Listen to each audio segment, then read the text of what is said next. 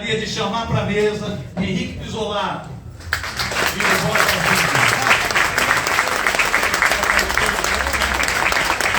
Gostaria de chamar para a mesa Zé Genuíno.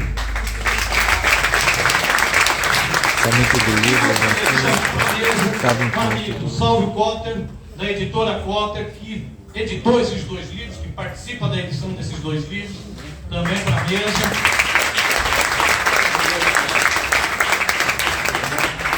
Dá uma informação importante. Ontem o Ladislau falou aqui, ele trouxe os livros dele, estão ali, R$30, são vários livros excelentes do Ladislau, né? Quem puder, adquira, 30 paus, é isso? É isso, né, Ladislau? R$30, né? Como autor, eu recebo isso a preço de autor. Como que é? Preço de autor. Preço de autor, pronto. Boa. Então tá lá com o Ladislau. Vamos começar? Você, Breno, você começa? Nossa ideia é 10 minutinhos para expor livro, expor o que está, faz as preocupações do momento. Não tem maior preocupação do que esse genocídio realizado contra o povo palestino em Gaza, não tem maior preocupação com a humanidade do que isso. Então, passar aqui para o Breno, a gente faz o papel de chato de 10 minutinhos, tudo bem?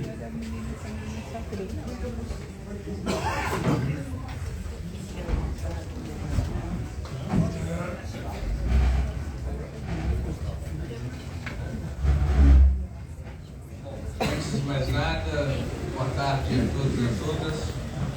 Queria agradecer o convite de estar presente aqui no 8º Encontro Nacional dos Blogueiros e gostaria de fazer minha intervenção, evidentemente, destacando a importância que tem a questão palestina nos dias de hoje. De muitas formas, a questão palestina se transformou na síntese das grandes contradições e das grandes lutas da humanidade na nossa época. A luta que trava o povo palestino contra o Estado colonial e racista de Israel, ela não é uma luta apenas pela sua libertação. Ela é uma luta que, no curso de combater por sua libertação, é o grande embate que travam os povos hoje contra o sistema imperialista. Esse sistema imperialista que é o inimigo comum de todos os povos. O povo palestino verte seu sangue e combate por todos os povos. E por isso que o nosso interesse, a nossa solidariedade, o nosso apoio de todas as formas possíveis ao povo palestino é tão importante e tão decisivo. Eu não tenho dúvidas em afirmar que a questão palestina é a régua moral dos nossos tempos. Se nós queremos saber de que lado estamos e de que lado estão as pessoas com quem convivemos, basta perguntar sobre a posição que as pessoas têm e que nós mesmos temos acerca da questão palestina. É uma linha vermelha, é um divisor de águas. A posição que as pessoas possuem em relação a esse tema é efetivamente uma régua moral e, como tal, deve ser tratado. A questão palestina não é uma situação complexa, é uma situação muito simples. Exatamente por isso ela é a régua moral dos nossos tempos. Ela é o grande embate ainda presente no século XXI entre um regime colonial e um povo colonizado. Não pode haver qualquer dúvida acerca de que lado está nesse conflito, como tampouco tivemos dúvidas em outros conflitos semelhantes em outros tempos. Não havia dúvida possível entre o povo vietnamita e o colonialismo francês e o imperialismo norte-americano. Não havia dúvida possível entre o colonialismo francês e o povo argelino. Não havia dúvida possível entre os movimentos de libertação da África portuguesa e o colonialismo português. E não há, evidentemente, dúvida possível entre o povo palestino de um lado e o Estado colonial e racista de Israel de outro lado. Esse Estado de Israel, ele encarna uma doutrina.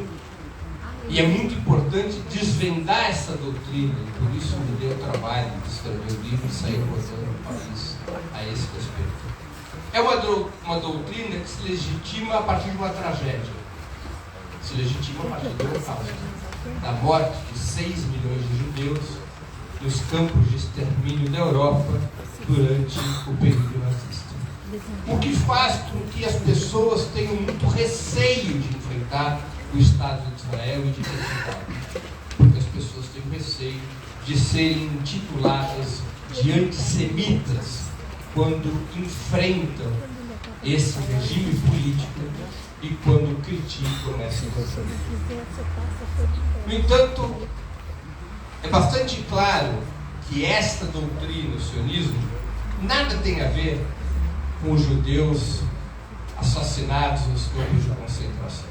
Não tem a ver doutrinariamente. O sionismo não é a identidade do judaísmo. O sionismo é uma corrente político-ideológica que, em determinadas circunstâncias, logrou conquistar a maioria entre os judeus em meados do século passado. Mas o sionismo está para os judeus como o nazismo esteve para os alemães e o fascismo esteve para os italianos. Ser contra o sionismo não é ser contra os judeus. Da mesma maneira que ser contra o nazismo não era ser contra os alemães, e ser contra o fascismo não era ser contra os italianos. O sionismo é uma doutrina que se sustenta sobre 2 pilares, embora ela tenha o campo ideológico do sionismo, embora o campo ideológico do sionismo tenha diversas alas,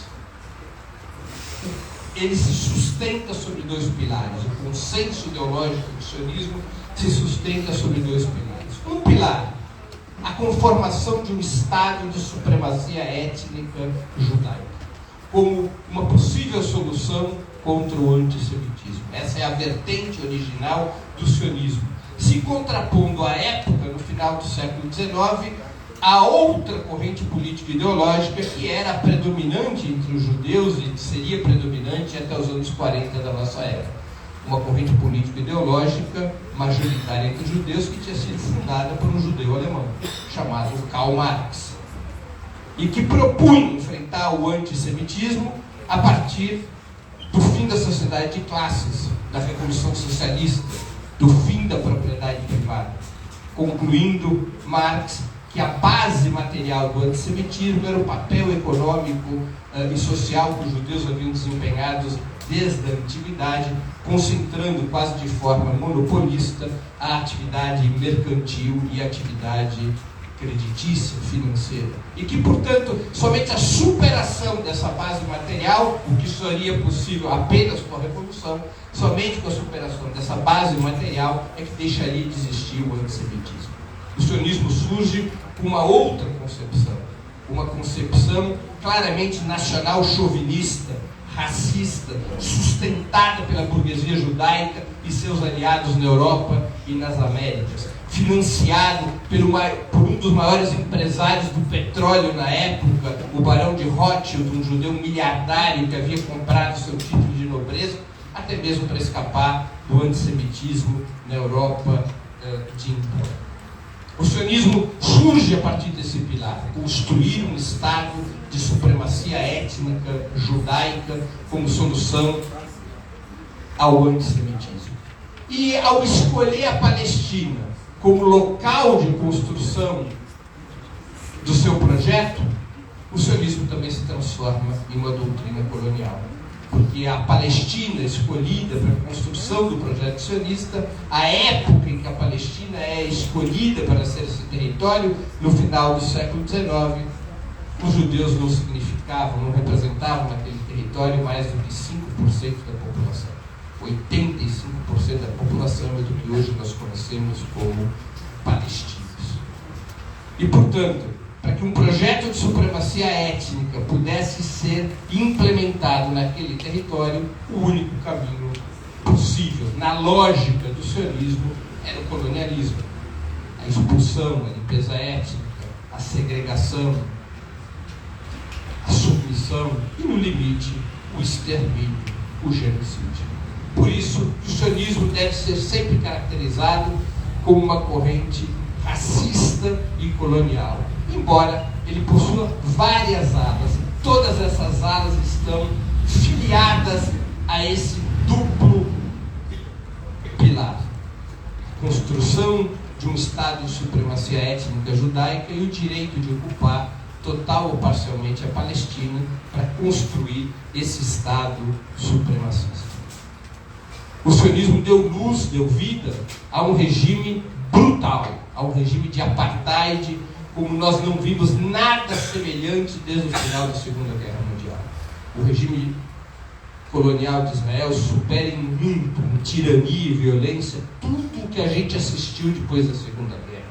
É mais violento, racista e colonial do que o regime do apartheid da África do Sul. É mais brutal que as ditaduras da América Latina dos anos 70 e 80. Desrespeita os direitos humanos com uma selvageria jamais vista desde que o Exército Vermelho esmagou o nazismo em Berlim em 1945. E por isso, o sionismo e seu regime devem ser combatidos sem dó nem piedade, sem qualquer tipo de contemplação ou vacilação, porque é o braço mais brutal e selvagem do sistema imperialista.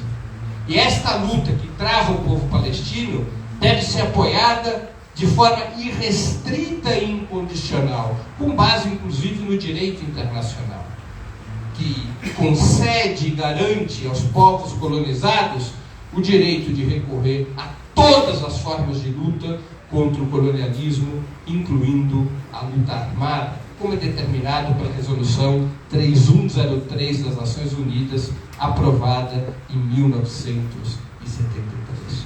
Portanto, essa é a síntese que eu gostaria de apresentar aqui no nosso 8º Encontro Nacional dos Blogueiros, com um apelo, com um chamado, me somando a múltiplos chamados de que nós devemos ampliar, aprofundar e intensificar a solidariedade incondicional e irrestrita ao povo palestino. Muito obrigado.